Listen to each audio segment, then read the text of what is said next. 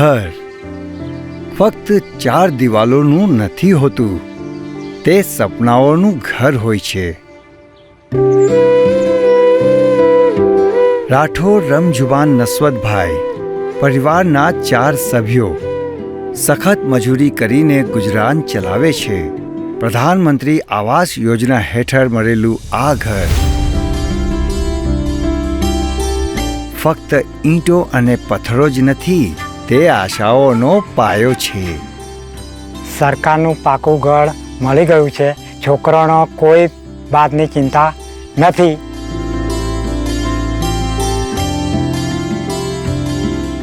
પિસ્મસ શંભુભાઈ ખાટુભાઈ 4 લોકોનો પરિવાર. પહેલા જીવન એક નાની ઝૂંપડી સુધી સીમિત હતું. હવે દરેક ખૂણામાં નવી આશાઓ ઉગી રહી છે. દરેક દિવાલો પર હિંમતની વાર્તાઓ લખાઈ રહી છે. પણ સપનામાં નહોતું વિચાર્યું કે પણ મારું પણ એક ઘર હશે. ભગવાનનો પણ આભાર અને સરકારનો પણ આભાર.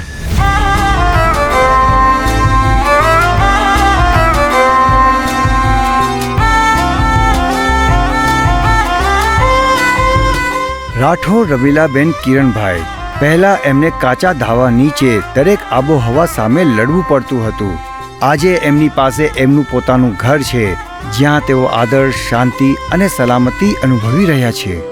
ખેતરમાંથી આવીને અમને થાક નથી લાગતો, કોઈ કે બીક કે ચિંતા જેવું રહ્યું નથી. હમણાં અમારે ઘર પાકું મકાન સરકારશ્રીએ આપ્યું છે અને હવે અમને ઘર એક અમારું સપનું હતું અને તેથી અમારે સરકારશ્રીને ખૂબ ખૂબ આભાર અને અભિનંદન છે. આ ફક્ત એક ઘર જ નથી, તે જીવનની એક નવી સવાર છે. મારું નામ રાઠવા દિનેશભાઈ રૂમાલભાઈ.